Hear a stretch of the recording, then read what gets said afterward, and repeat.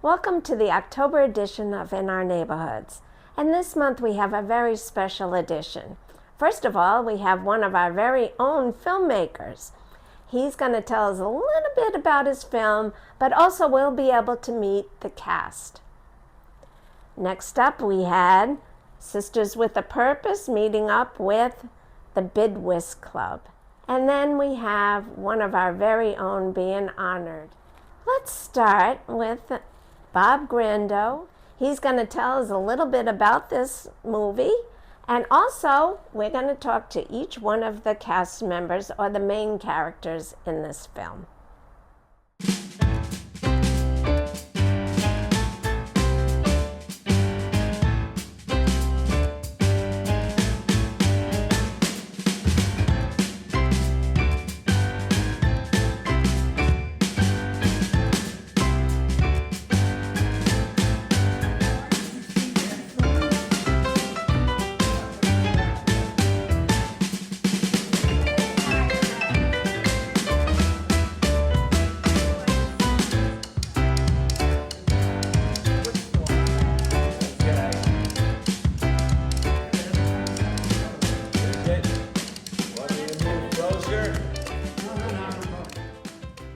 Hi, we are here with the cast and crew of Circle the Wagon, a film written, produced, and directed by Bob Grando. It's a story about a newcomer to a retirement community that has some difficulty fitting in, but the Welcome Wagon gets him through it. I'm going to ask each one of you to tell us your name and what your part in this production was. Bob Grando, writer, director, and editor. Marlene Jones, assistant director. Hi, I'm Jerry Costello, and I played the role of one of the welcoming committee who had a hard time with Chip, our new neighbor. Hi, I'm Ann Prianti. I play the Welcome Wagon lady, and I have a very difficult time with our new neighbor, Chip. Hi, I'm Chip. I'm the new neighbor, and I'm having a very difficult time with some of the people from the Welcome Wagon. And why don't you tell us how you all became involved in this production? So for this, I had a few ideas, and the problem was getting people together that would be available. So Ann and I were friends, and Ann said, we need an assistant director for Bob's movie. So I said, okay, and I joined this lovely group. And I don't know how I got involved in this. Bob come to me one day and said, are you ready to film our new movie? I said, what are you talking about? He said, well, when you moved in, I asked you if you would be interested in doing a movie, and you said, yeah. So I said, okay. So I went home and I told my wife, Bob asked me to be in a movie. And she said, well, you said yes, then you're obligated. And that's how I got involved in the movie. So Bob cast the part, my part of Cindy, with somebody else in mind, and that person couldn't commit to the film. And I don't know if she recommended me or somebody else recommended me, but I know Bob from Sun City TV station, and he asked me to join, and I was very happy to join this project. Again, I'm Chip. When I first met Bob, he told me that he did productions, and I said I would be involved. So one day he came and he said, Chip, we're going to start filming. And I said, oh, this is great. This is just what I wanted to do. Well, I did not know that this was going to be almost like a career position. I can't tell you how many takes we have done, but I have enjoyed it. I have a great crew. And yes, I'm the star of this production, and it's been fun. So thank you. Tell us a little bit about your pre-filming experience. I've been making movies as an amateur for almost 50 years now, so it's something I love, and I get ideas, so I just roll with it.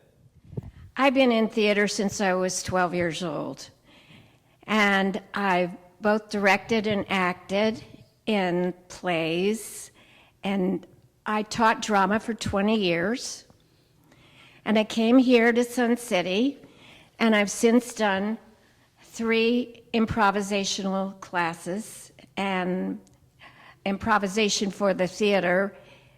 This is going to be the 4th one coming up. I've done a monthly, and I did the last show, the musical comedy Murders of 1940. I directed that. And I love working with Bob. He's a wonderful man. I have never been in a movie, and I have never been in theater, but I learned a lot, and I had a really good time. Bob is just great to work with, even though we teased him a lot while we were doing the show.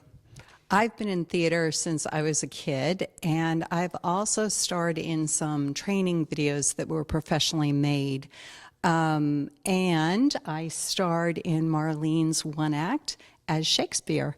And Bob has been fabulous to work with, as have my co-stars and Marlene. I've had a fabulous time doing this production. Like Jerry, I have never been involved with acting, and I've always said to myself, I used to kid with my wife, and I said, I want to be on stage sometime with a microphone, and here is an opportunity. So Bob again asked me, I said yes, and it has been a lot of fun. Thank God for a lot of the prompters that have helped me through this. And Bob has the patience of a saint. As Jerry and the staff said, we kid around, and it's always 3 takes. No matter what scene we do, Bob requires 3 takes. So here we are, finally getting to the end of this production, and I don't know where we're going after this.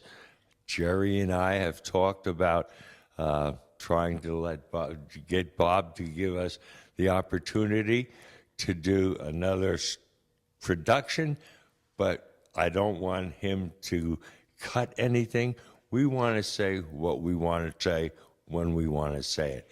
That's not allowed in this production. So it's been a great crew, really. So thank you. Was there any improvisation with the filming? Well, I kept trying to keep them on script. The problem was sometimes I would change the script the night before we started. So, but Marlene and Ann were really great about getting all the actors, set, prepared, and really into the scene and into the mood. Marlene and Ann were great at that. Oh, yes, there was a lot of ad-libbing, and we have a lot of outtakes. And we had to do a lot of takes. But Bob is a great cinematographer, and all cinematographers like to do a lot of takes. So I was not surprised. Yes. We gave Bob a hard time with this because me and Chip would read the script and we'd look at Bob and go, nah, this would sound much better. And Bob would look at Marlene would go, oh. And we'd go back and forth, and we had a lot of fun with that. Coming from a more traditional background, keeping these two on script was a monumental task. I didn't do any ad-libbing. They did it all for us. It was fun, though. Yes, I have to say there was a lot. And I have to thank those that helped out and helped me through the lines. Sometimes I completely forgot them, but you know what?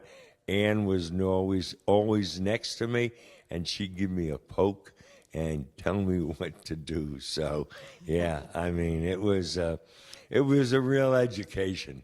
But the whole staff, including Bob, God bless the guy. I mean, the hours that he has put in to making this a success is incredible. I would not have had the patience. And finally, let us know if there were any problems. I have to say that when I first asked them, none of them knew that it would take 2 years, or might have been over 2 years, and that there'd be so many, we'd have to go back to dub in dialogue, and I didn't even know it would take 2 years, but but they kept at it, and they were really good about continuing, but we had a great time when we got together. It was always fun to be together. I kind of miss it, not getting together every week.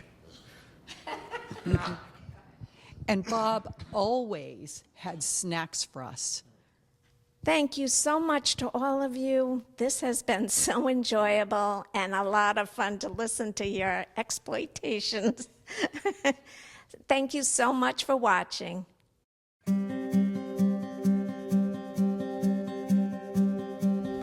Who is this guy? Uh-oh. Who is he? Do you know him? Where did he come from? Hey, what's going on? Meet our new neighbor. Hi, I'm Cindy. Nice to meet you. Hi, I'm Chip, the new guy. And my name is Jerry. New York. Take it easy. What's up? Sick and tired of it. Oh, get him out of here. Come on. No, no, no. That does it. Now you're calling me a degenerate? Oh, stop it, Bill. Everything will be copacetic.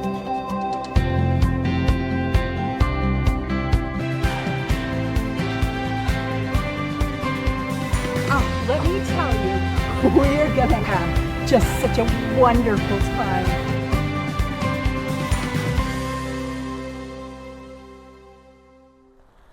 Next up, we have two very special clubs that came together for an event at the Pavilion. And that would be Sisters with a Purpose and the Bid Whisp Club. Let's see how this event turned out.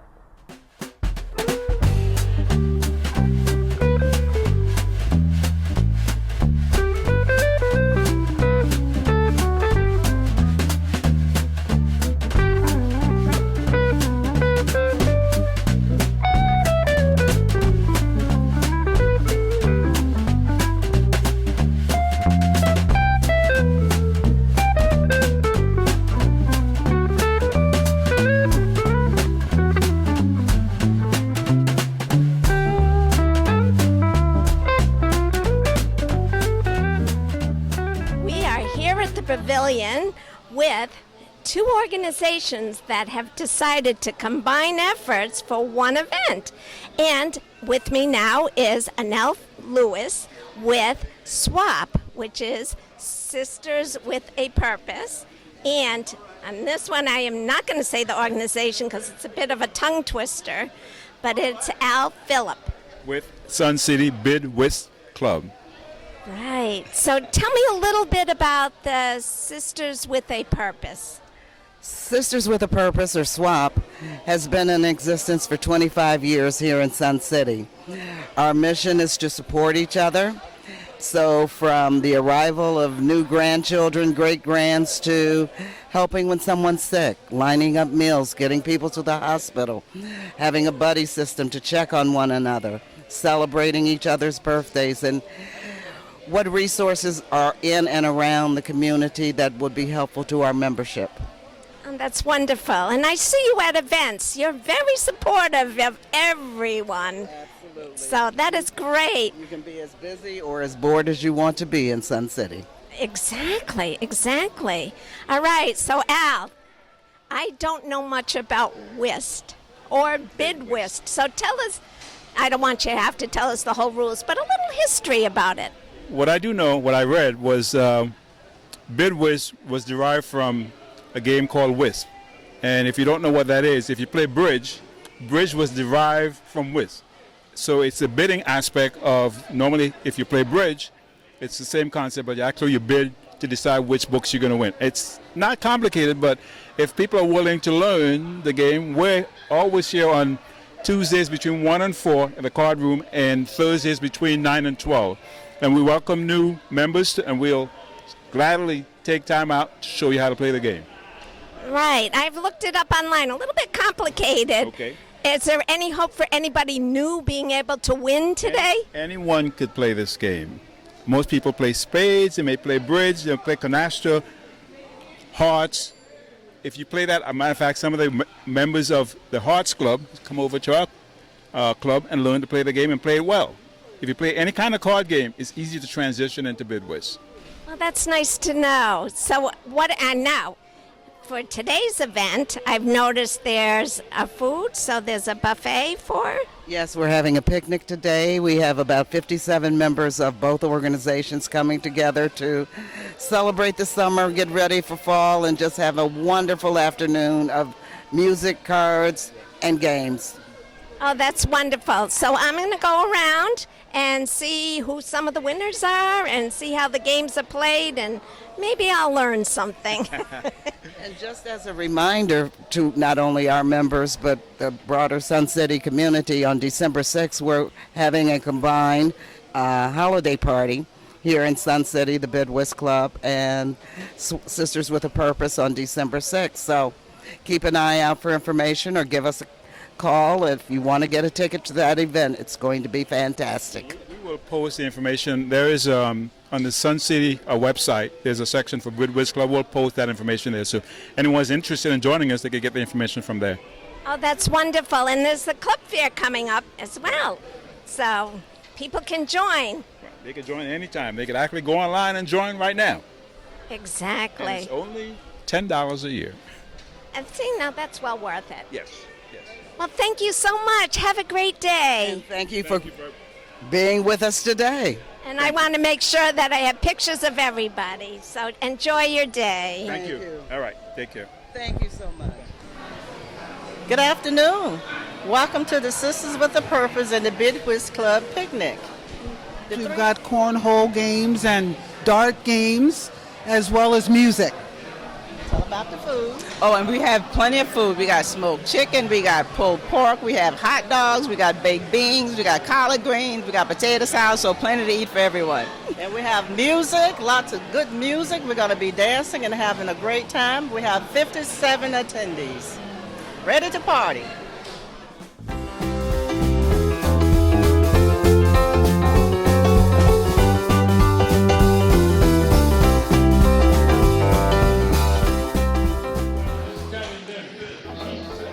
Hi, Kathy. My name is Deborah Campbell, and this is Charlie Campbell, my husband, and we've lived in Sun City for 18 years. We really enjoy it. And we're here today supporting one of our favorite clubs, the Bid Whisp Club, and also Sisters with a Purpose. And we're members of both of them. So we really enjoy the activities here. And we're looking forward to the nice meal that they're going to have too. So we always come out to everything that they have and support them.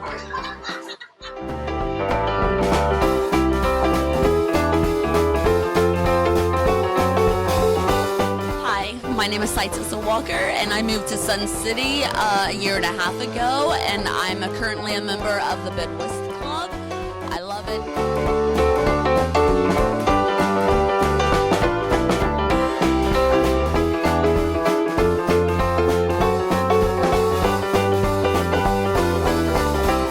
I'm Rochelle Jones. I've been in Sun City for at least 10 years. I play pickleball 3 days a week, and I belong to Campbell Chapel AME Church, and we're Pack the Pew picnic, and it's gonna be it's gonna be Sunday, October the 26th, right? Yeah. And we're inviting anybody that wants to come and join us at the picnic. And I also am active with the Swap Sisters, and I'm gonna how do I say that? Rochelle is going to be doing a crochet class. And so this is Sisters with a Purpose with an S, and when I was in Toledo, we were crocheting with the Purpose with a C, so that's why I joined Sisters with a Purpose.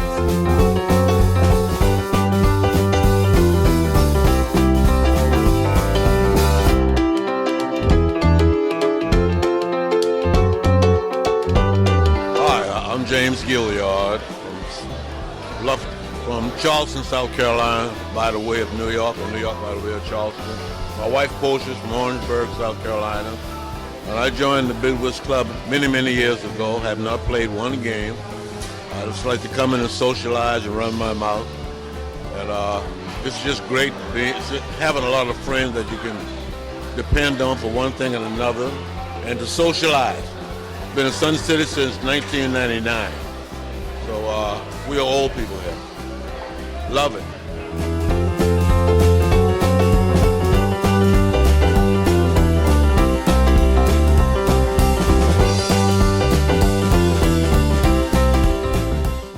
And finally, we have one of our very special neighbors, and that would be somebody who is a synchronized swimmer, part of the Sun Dancers, and also part of SCTV. But beyond that, she's also a hero, and let's find out why.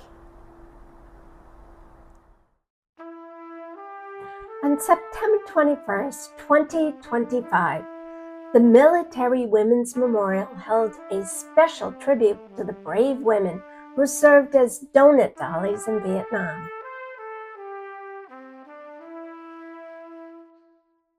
And here are the numbers. During the Vietnam era, approximately 265,000 military women served around the world. 11,000 women served in Vietnam. 267 women served as donut dollies in Vietnam between 1965 and 1972 as part of the American Red Cross Supplemental Recreational Activities Program.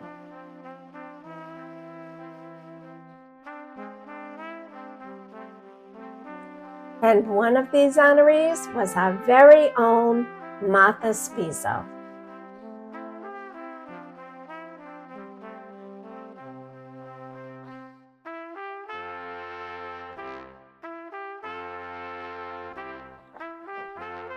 These civilian volunteers boosted morale by organizing recreational games and activities for troops stationed at fire bases and remote locations.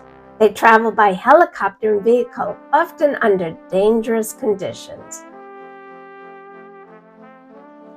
The official uniform was often a light-colored dress with the Red Cross insignia.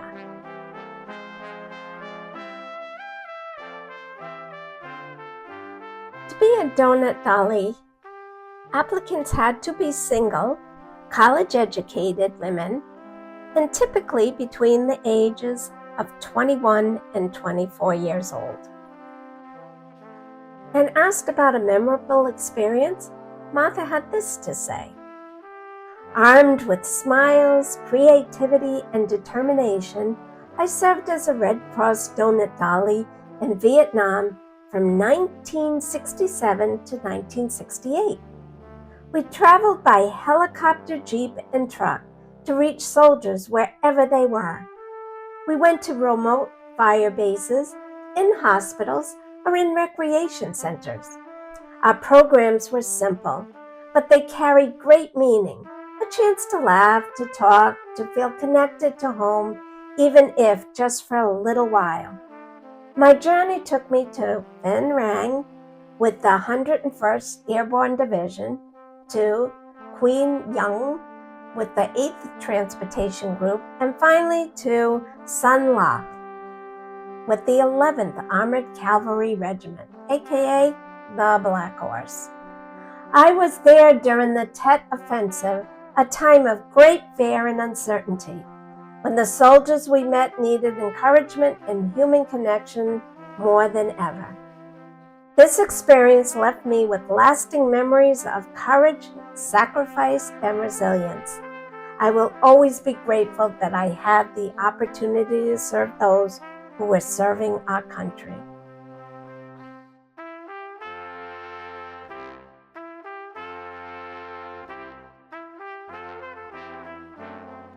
To Martha Spisso, our friend, our neighbor, and a hero, thank you so much for sharing.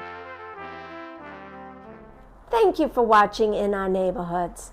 We would love to be able to film one of your neighborhood's events. If you're interested, please contact me at kathyricardo@gmail.com. Again, thank you for watching, and stay tuned for our next episode of In Our Neighborhoods.